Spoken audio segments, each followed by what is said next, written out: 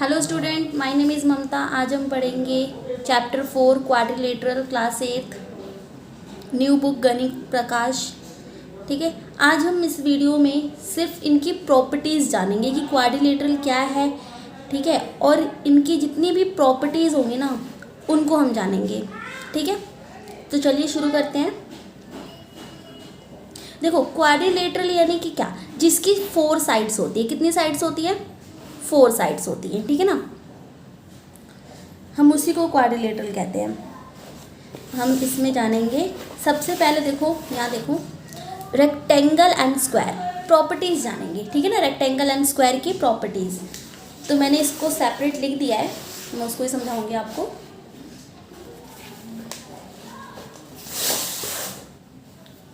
ठीक है, तो देखो सबसे पहले हम जानेंगे प्रॉपर्टी ऑफ रेक्टेंगल।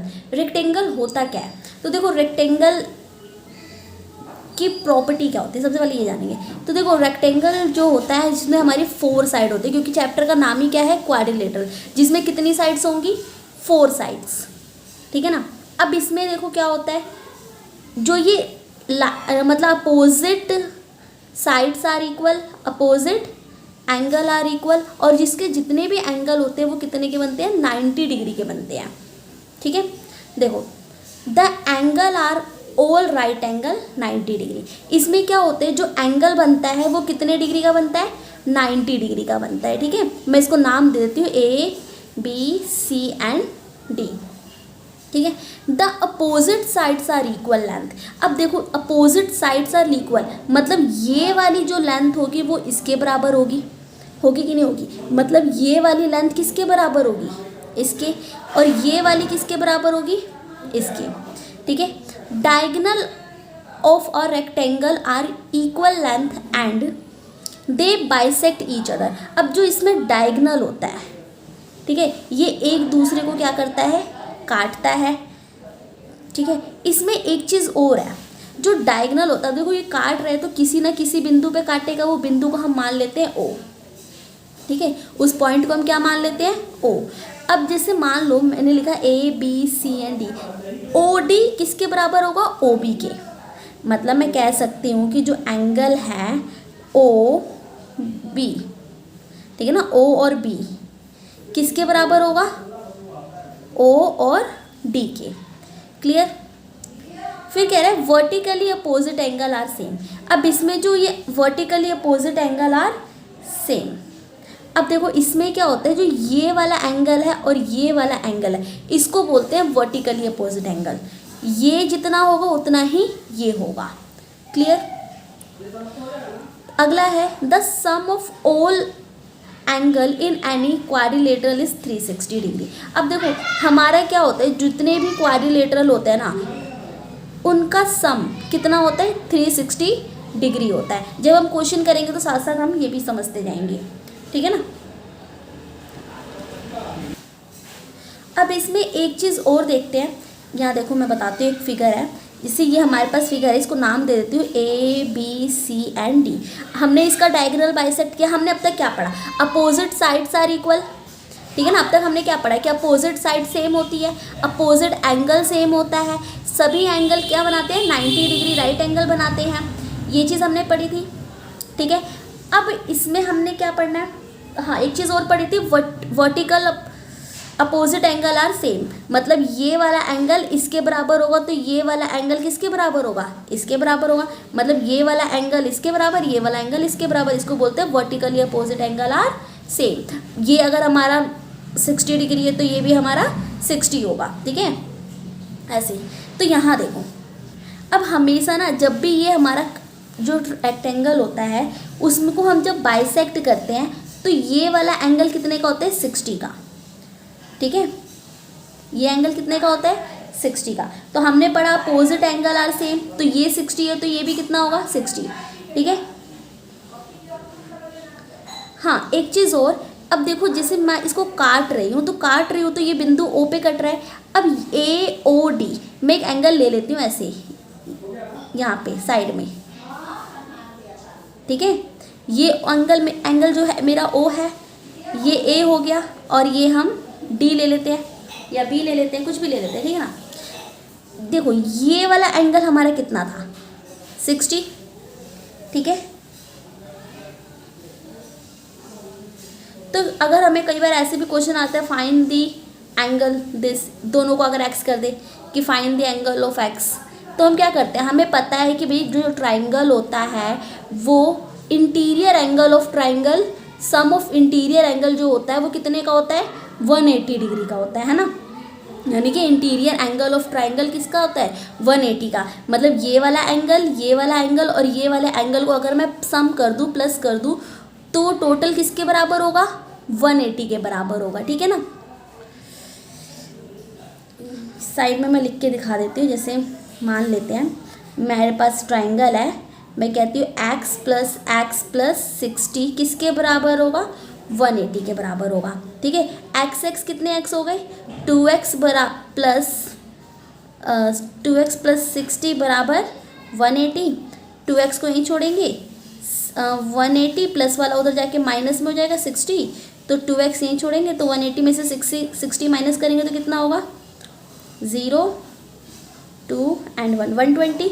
x को यहीं छोड़ेंगे 120 डिवाइड बाय, अब ये मल्टीप्लाई वाला किस में बदल जाता है डिवाइड में, इसको कट करेंगे तो कितना आएगा x इक्वल टू 60, ठीक है। तो यानी ये एंगल भी 60 होगा, ये एंगल भी 60 होगा। तो यहाँ पे यही चीज़ किया गया है, ठीक है ना। यानी कि ये चीज़ ये हमें पता है 60 है, तो ये कितना होगा, सिर्फ आधे की बात हो रही है, अभी पूरी की बात नहीं हो रही, ये वाली की बात नहीं हो रही, ये 60 है, ठीक है। तो ये भी कितना होगा 60 होगा। ऐसे ही इसका अपोजिट होगा, ये 60 है तो ये 60 है, ये 60, ठीक है। ऐसे ही अब ये 60 है तो ये कितना होगा 30। क्यों होगा, क्योंकि हमें पता है कि जो ये एंगल होता है किसके बराबर होता है, यहाँ पे ये जो एंगल होता है ये किसके बराबर होता है 90 के। यानी कि टोटल एंगल जो है राइट एंगल बन रहा है, ठीक है ना। ये क्या बन रहा है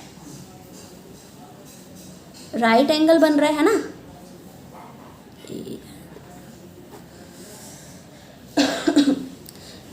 तो हमें पता है कि इसका हाफ एंगल अगर 60 है, 60 प्लस, अब मान लेते हैं हम ये x है, 60 प्लस एक्स इक्वल टू किसके बराबर होता है 90। तो यानी कि मैं क्या कर सकती हूँ x इक्वल टू 90 माइनस 60 किसके बराबर होगा, तो x इक्वल टू 30, ठीक है, ठीक है ना। तो ये हमारा एंगल किसका निकला 30 का निकला। जब ये 30 होगा तो ये 30 होगा, इसको बोलते हैं alternate angle, alternate interior angle, ठीक है ना। ये हमारा 30 है तो ये 30, ये 60 है तो ये 60, क्लियर। ऐसे ही यहाँ पे अगर ये हमारा 30 है तो अगला कहाँ चला जाएगा, वो भी 30 होगा। जब ये 30 होगा तो ये 30 होगा, ये 60 है तो ये भी 60। इसको क्या बोलते हैं अल्टरनेट एंगल, ठीक है ना। अल्टरनेट अपोजिट एंगल भी बोल सकते हैं, अल्टरनेट इंटीरियर एंगल जनरली बोलते हैं, ठीक है ना। आई होप समझ में आ रहा होगा। एक बार दोबारा से मैं समझा देती हूँ। प्रॉपर्टी ऑफ रेक्टेंगल, रेक्टेंगल क्या कहता है हमसे कि opposite sides are equal, opposite angle are equal, all angle are 90 degree, जो कि क्या बनाता है राइट एंगल बनाता है, ठीक है। फिर कहते हैं कि जो डायगोनल है ये बाइसेक्ट करता है ईच अदर, ये मतलब जो कटेगा वो हमारा 0 पे होगा। अगर हमारा ओ बी जितना है, जितनी लेंथ है उतनी ही लेंथ ओ डी की होगी, क्लियर। ओ ए की जितनी लेंथ है उतनी ही ओ सी की होगी, क्लियर। अब इसमें क्या बनता है, अगर कई बार ऐसा भी आता है कि इसमें अगर हम ए डी ओ सी की बात करें तो ये हमारे क्या बना रहा है एक ट्राइंगल बना रहा है, ठीक है। ट्राइंगल में से जनरली हमें एक एंगल पता होता है या मिला होता है। जैसे ये छोटा एंगल है तो हमें पता है ये 30 डिग्री का बनेगा, ठीक है। तो हम अगले 2 एंगल ईजिली निकाल सकते हैं, ठीक है ना। ये मैंने फॉर्मूला यहाँ पे बताया था, ठीक है। अभी हम क्वेश्चंस करेंगे अगली वीडियो में, तो उसमें हम और अच्छे से समझेंगे।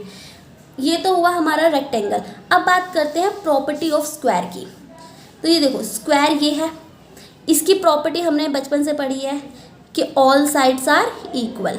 मैं नाम लिख देती हूँ ABCD, ठीक है। जनरली हम नाम ऐसे ही लिखते हैं ABCD या फिर ABCD। हम ऐसे नहीं कर सकते ABCD, ये हमारा रॉन्ग फिगर हो जाएगा, ठीक है ना।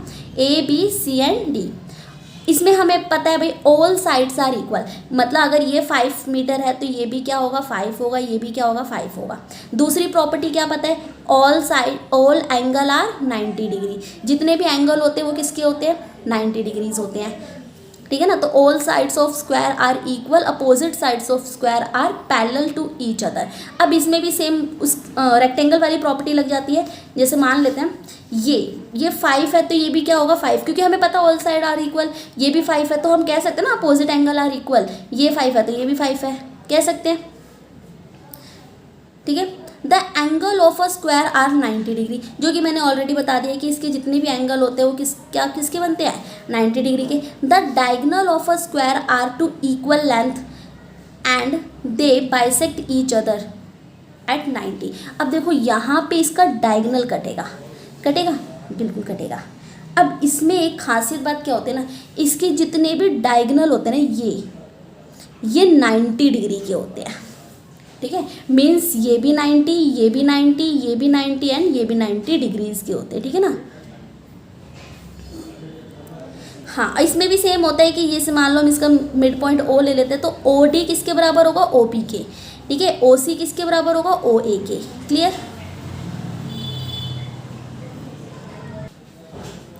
अब हम पढ़ेंगे प्रॉपर्टी ऑफ पैरेललोग्राम, ठीक है। पैरेललोग्राम, सबसे पहले पैरेललोग्राम जानते हैं क्या होता है। देखो पैरेललोग्राम बनता है कुछ ऐसे या फिर ऐसे, ठीक है। अब इसमें क्या होता है, इसमें होता है अपोजिट साइड्स आर इक्वल, ठीक है ना। ये वाली साइड इसके बराबर होती है, ये वाली साइड इसके बराबर होती है, यानी मैं कह सकती हूँ कि जो ए बी है वो बराबर होगा किसके डी सी के, ठीक है ना। फिर मैं कहती हूँ अपोजिट एंगल आर इक्वल, मतलब ए जो होगा वो सी के बराबर होगा, यानी कि मैं कह सकती हूँ एंगल ए बराबर होगा एंगल सी के, या मैं ऐसे कह सकती हूँ कि एंगल डी बराबर होगा किसके एंगल बी के, क्लियर। ए किसके बराबर होगा सी के, डी किसके बराबर होगा बी के, या बी किसके बराबर होगा डी, यानी कि opposite angle are equal, opposite side are equal, मतलब ये वाली लाइन इसके इक्वल होगी, ये वाली लाइन इसके इक्वल होगी, क्लियर। यहाँ देखो the opposite sides of parallelogram are equal, जो कि हमने पढ़ लिया अपोजिट साइड्स इक्वल होती हैं। The opposite angle of parallelogram equal, opposite angle equal होता है। हाँ, एक चीज़ और, in a parallelogram the adjacent angle add up to 180 degree and the opposite angle are equal. अब देखो इसमें जो adjacent एंगल होता है, अब adjacent एंगल होता क्या है, तो देखो ये वाली लाइन यानी ये वाला एंगल और ये वाला एंगल, इसको जब हम सम करेंगे ना दोनों एंगल को, मतलब मैं कह सकती हूँ सम a प्लस बी किसके बराबर होगा 180 के बराबर होगा, क्लियर, ठीक है ना। या है तो ये वाला एंगल ए और बी किसके बराबर होगा 180, या तो हम बी और सी को भी बोल सकते हैं 180, ठीक है ना। या तो बी और सी भी क्या कहलाएगा 180 ही कहलाएगा, मतलब बी प्लस सी जो होगा वो 180 के बराबर होगा। ऐसे ही C plus D 180, D plus A 180, इनको बोलते हैं एडजस्टेंट एंगल, ठीक है। The opposite angle are equal, जो कि मैं पहले ही बता चुकी हूँ अपोजिट एंगल आर इक्वल होता है, ठीक है। अब बात करते हैं ये वाला diagonal of a parallelogram bisect each other. अब देखो इसमें डायगोनल जो कट रहा है ना, ये डायगोनल कटेगा, है ना, जिसको हिंदी में विकर्ण बोलते हैं, ये डायगोनल कटेगा, ठीक है। मिड पॉइंट को हम इसको ओ मान लेते हैं। तो इसमें भी सेम वही बात कह रहे हैं कि diagonal of parallelogram bisect each other, जो कि हमें रेक्टेंगल में कह रहा था कि एक दूसरे को ये काटेगा और इक्वल पार्ट्स में काटेगा। जैसे ओ ए किसके बराबर होगा ओ सी के, ओ बी किसके बराबर होगा ओ डी के, क्लियर। हाँ, अब इसमें एक चीज़ और है, कोरस्पॉन्डिंग एंगल आर सेम। अब कोरस्पॉन्डिंग एंगल क्या होता है, इसके अलावा alternate interior angle are same. Alternate interior angle तो मैंने बता दिया था कि जैसे ये वाला एंगल इसके बराबर होगा, मैं दोबारा दिखाती हूँ, ये वाला एंगल किसके बराबर होगा इसके बराबर होगा, ये वाला एंगल इसके बराबर होगा। जैसे ये देखो ये वाला जो एंगल है, ये लाइन कट रही है ना, ये वाला एंगल इसके बराबर होगा। एंड देन ये वाला एंगल इसके, इसको बोलते हैं अल्टरनेट इंटीरियर एंगल। अब आते हैं कॉरस्पॉन्डिंग एंगल। तो देखो हमारे पास एक पैरेलल लाइन है, ध्यान से देखेंगे ये, ठीक है, ये इसके पैरेलल है, देन ये इसके पैरेलल है। हमने बात करी कोरस्पॉन्डिंग एंगल की, तो यानी कोरस्पॉन्डिंग एंगल क्या होता है, हमने पढ़ा ये इसके पैरेलल है, ये इसके पैरेलल है, तो ये वाला एंगल, ठीक है, ये वाला एंगल किसके बराबर होगा, इसके बराबर होगा, ठीक है ना। मैं नाम रख देती हूँ 1 2 3 4, ठीक है, 5 6 7 8, यानी कि मैं कह सकती हूँ कि जो 1 है वो 5 के पैरेलल होगा, यानी कि एंगल जो 1 है वो किसके इक्वल होगा, एंगल 5 के। यहाँ पे लिखा ना कॉरस्पॉन्डिंग एंगल आर सेम, तो यानी कि जो एंगल 1 है वो 5 के, इसी को बोलते हैं कॉरस्पॉन्डिंग एंगल। तो 4 है वो किसके कॉरस्पॉन्डिंग होगा, 8 के, है ना। तो जो एंगल 4 है वो 8 के इक्वल है, 2 है वो 6 के इक्वल है, यानी कि एंगल 2 है जो वो किसके इक्वल होगा, एंगल 6 के। जो एंगल 3 है वो एंगल 7 के इक्वल होगा। क्लियर, एंगल 3 है वो किसके इक्वल होगा, एंगल 7 के।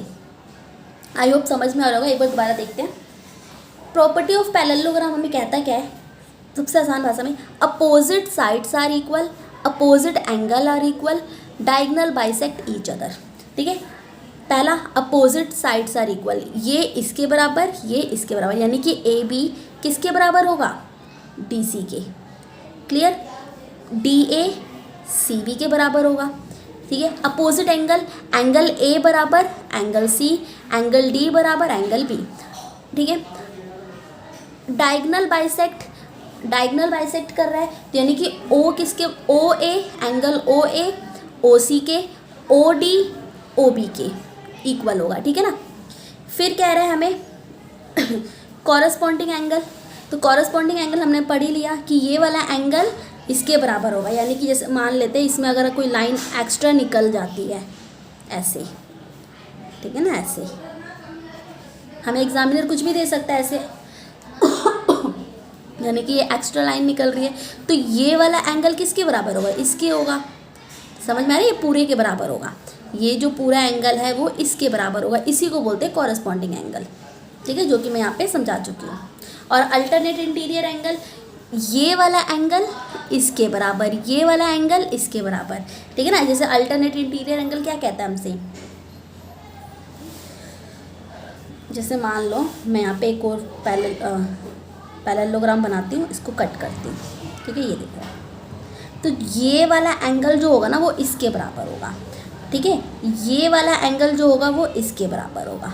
क्लियर, ये वाला एंगल इसके बराबर, देन ये वाला एंगल इसके बराबर, इसको बोलते हैं अल्टरनेट इंटीरियर एंगल, ठीक है।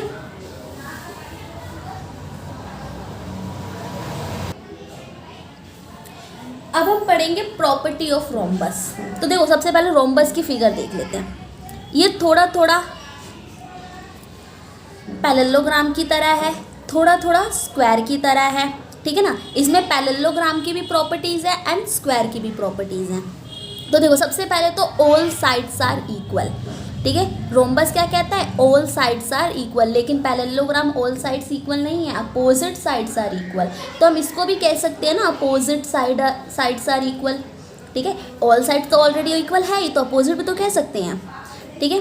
सेकेंड प्रॉपर्टी क्या है, देखो all sides of the rhombus are equal each other, ठीक है ना। तो मतलब क्या है, इसकी सारी साइड्स क्या है, इक्वल है, बराबर हैं। The opposite sides of rhombus are parallel to each other. अब हम इसको कह सकते हैं ना कि ये इसके बराबर है, अपोजिट है, देन ये इसके बराबर है, यानी कि मैं कह सकती हूँ ये वाली लाइन इसके बराबर है, ये वाली लाइन इसके, वैसे तो सारी ही इक्वल होती हैं। Clear, in a rhombus the adjacent angle add up to 180 degree and the opposite angle are equal, ठीक है। अब देखो इसमें भी पहली प्रॉपर्टी क्या है, अपोजिट एंगल आर इक्वल, यानी ये वाला एंगल इसके बराबर, ये वाला एंगल इसके बराबर, यानी ये पूरा एंगल इसके बराबर। अब इसमें भी सेम एडजस्टेड एंगल, यानी कि ये वाला एंगल और ये वाला एंगल दोनों को अगर मैं ऐड कर दूँ तो ये 180 डिग्री बनता है। क्लियर, ठीक है ना। ये वाला एंगल और ये वाला एंगल मैं नाम लिख देती हूँ, A B C and D, यानी ए बी को मैं प्लस करती हूँ a प्लस बी तो ये क्या बनता है 180 डिग्री बनता है। b प्लस सी करती हूँ तो ये भी 180 बनता है। c प्लस डी करती हूँ तो ये भी 180 बनता है। d प्लस a करती हूँ तो ये भी 180 डिग्री ही बनता है। ठीक है। The diagonal of rhombus bisect each other the right angle. हाँ, अब इसकी बात करते हैं डायगोनल की। ये डायगोनल कट हो रहा है, ठीक है। अब इसका जो ये एंगल है ना, ये स्क्वायर की तरह बनाता है। क्या बनाता है? राइट एंगल बनाता है। The diagonal of rhombus bisect each other eight right angle. Clear? मतलब हम मिड पॉइंट हम नाम रख लेते हैं ओ, ठीक है। यानी ओ ए ओ बी ओ सी के बराबर तो है ही, ठीक है। ओ बी ओ डी के बराबर तो है ही, बट ये 90 डिग्री बनाता है। यानी कि डी ओ सी की बात करूँ तो ये एक ट्रायंगल बनेगा, ठीक है ना। तो जिसमें ओ क्या हो जाएगा? 90 डिग्री हो जाएगा। जब ये 90 हो जाएगा तो अगले दो एंगल हम निकाल सकते हैं। अब जाहिर सी बात है ये एक राइट एंगल बन रहा है ना, ऐसा कुछ बन रहा है ना अगर मैं बात करूँ तो। और हमें पता है कि ये जब राइट एंगल बनता है तो ये 90 होता है, तो एक एंगल हमारा 60 होता है और एक एंगल हमारा 30 होता है। यानी एक 30 होगा और एक 60 होगा, ठीक है ना। यानी कि अगर ये हमारा राइट एंगल बन रहा है तो ये हमारा 90 होगा, तो ये हमारा 30 होगा, तो ये एंगल हमारा 60 डिग्री होगा। ऐसे ही सेम इनके साथ होगा, एक 30 बनेगा तो एक 60 बनेगा, एक 90 बनेगा, एक 30 एक 60 एक 90, एक 30 एक 60 और एक 90। क्लियर? और बाकी सारी प्रॉपर्टीज़ पैरेललोग्राम जैसी है और स्क्वायर जैसी है रोम्बस की, ठीक है ना। अब हम पढ़ेंगे प्रॉपर्टी ऑफ काइट। देखिए प्रॉपर्टी ऑफ काइट। अब काइट कैसे बनता है पहले इसको देख लेते हैं। काइट जो बनता है ना हमारा ऐसे, इसमें क्या होता है, ये वाले adjacent sides are equal, adjacent sides are equal, ठीक है। यानी कि ए और डी किसके इक्वल होगा? डी सी के, मतलब ए डी किसके इक्वल होगा? सी डी के, ठीक है। पहले अगर मैं इसकी बात करती हूँ तो पहले मैं इधर भी इसकी ही बात करूँगी, ऐसा नहीं कि डी सी कर दूँगी। जैसे मान लो मैं बोलती हूँ ए डी इक्वल है, पहले ए की बात करी फिर डी की, तो इधर क्या पहले किसकी बात करूँगी? सी की बात करूँगी फिर डी की। सी डी, ए डी किसके इक्वल है? सी डी के। अगर मैं बोलती हूँ डी ए इक्वल है किसके? तो डी सी के। क्लियर? पहले हमें एग्जामिनर जो बोल रहा है उसी को हमें पहले रखना है, ठीक है ना। अगर पहले वो ए बोल रहे हैं तो इधर साइड हम पहले ए ही बोलेंगे, सी बोलेंगे, ठीक है ना। इधर ए है तो इधर सी बोलेंगे, ये नहीं कि डी सी कर देंगे, सी डी करेंगे। क्लियर?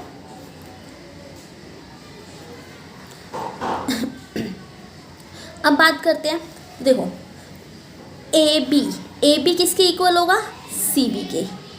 क्लियर? तो देखो bisect A B C and A C D. अब ए बी सी, अब ये काट रहा है, क्या कर रहा है? बाइसेक्ट कर रहा है, यानी काट रहा है। किसको? बाइसेक्ट करके हमें एक ट्राइंगल बना के दे रहा है, ए बी सी। अगला कैसे काट रहा है? A D C. देखो ए की बात पहले करी, बी बीच में है, सी बाद में है। ऐसे ही ए पहले, अब बी का अपोजिट क्या है? डी, तो यानी कि ए फिर डी फिर C. Clear? Bisect the diagonal A C that is A O equal A O C. देखो ए ओ, अब देखो यहाँ पे क्या है? ए ओ इक्वल है तो किसके? सी ओ के। मैंने ओ सी कर दिया है, ये इक्वल होगा सी ओ के, ठीक है ना। पहले ए की बात की गई है तो ए ओ इक्वल किसके होगा? सी ओ। ये वाली line is perpendicular to it. अब ये वाली लाइन क्या बनाती है? हमेशा परपेंडिकुलर बनाती है, ठीक है, यहाँ पर भी, ठीक है। आगे देखते हैं, two pair of adjacent sides are equal length, जो कि मैं पहले बता दी हूँ कि दो जो पेयर होते हैं एडजेसेंट साइड वो इक्वल होते हैं। जैसे डी ए किसके बराबर होगा? डी सी के, ठीक है। ए बी किसके बराबर होगा? सी बी के। Opposite sides are unequal. देखो हम सब में पढ़ते आ रहे थे opposite sides are equal, but यहाँ पे अपोजिट साइड्स आर अनइक्वल, यानी इक्वल नहीं है, नॉट इक्वल है, ठीक है ना। ये अनइक्वल है, यानी डी ए, मैं कह सकती हूँ डी ए नॉट इक्वल किसके? सी बी के। Clear. A B not equal D C के, क्लियर। आगे देखते हैं। A kite has exactly one pair of opposite angle that are equal. Kite क्या कहता है, एग्जैक्टली एक पेयर का जो एंगल है वो इक्वल होता है, यानी कि ये वाला एंगल इसके इक्वल होगा, क्लियर। वन पेयर की बात कर रहा है ये, सिर्फ ओनली वन पेयर। तो क्या ये वाला सिर्फ इसके इक्वल होगा, बाकी इक्वल नहीं होंगे, ठीक है। एक बार और देख लेते हैं। प्रॉपर्टी ऑफ काइट क्या कहते हैं, सबसे पहले बात करते हैं। Opposite sides are unequal, adjacent sides are equal, ठीक है। बाइसेक्ट डायगोनल आर 90 डिग्री, ये क्या बनाता है, राइट एंगल परपेंडिकुलर बनाता है, 90 डिग्री बनाता है। ओ ए इक्वल होगा ओ सी के, बट ये दोनों इक्वल नहीं होंगे। कहीं हम ऐसे कहते हैं D O equal O B के, नहीं, ये इक्वल नहीं होंगे, ठीक है ना। आगे बात करते हैं। Two pair of adjacent are equal, ये इक्वल होते हैं, ये मतलब ये वाली लाइन इसके इक्वल होगी, देन ये वाली लाइन इस लाइन के इक्वल होगी, ठीक है। हाँ, इसमें एक चीज़ और, a kite has exactly one pair of opposite angle that are equal, मतलब ये वाला एंगल इसके इक्वल होगा, क्लियर।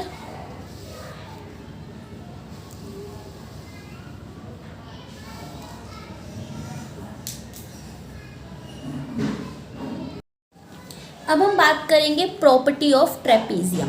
तो देखो, ट्रेपीजियम की सबसे पहले शेप देख लेते हैं। ट्रेपीजियम हमारा बनता है कुछ ऐसे या ऐसे, सॉरी, कैसे बनता है, ऐसे या ऐसे भी बन सकता है, ऐसे ऐसे ऐसे ऐसे, क्लियर, या ऐसे भी बन सकता है,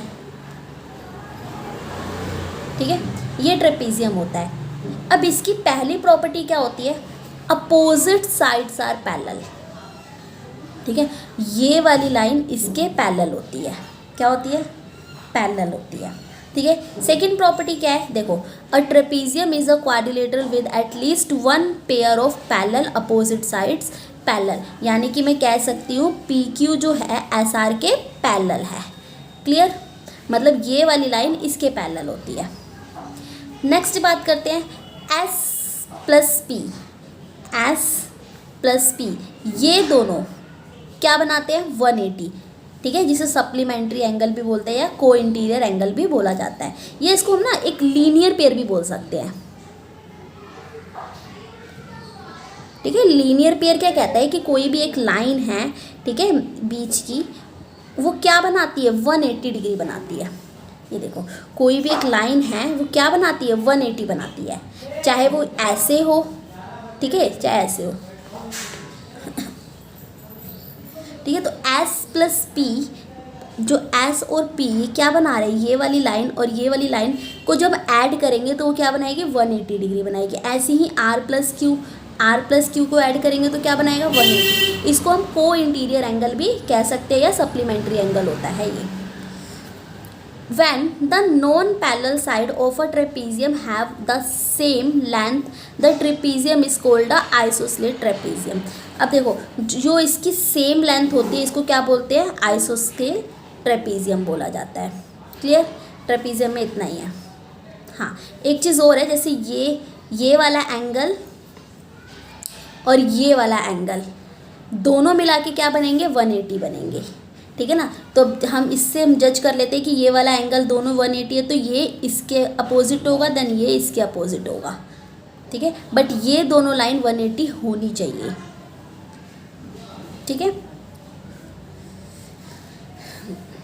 थैंक्स फॉर वॉचिंग। अगली वीडियो में हम इनके कुछ क्वेश्चंस करेंगे, ठीक है, एनसीईआरटी बुक से करेंगे और देन एक्स्ट्रा क्वेश्चंस भी करेंगे जो पेपर में आ सकते हैं।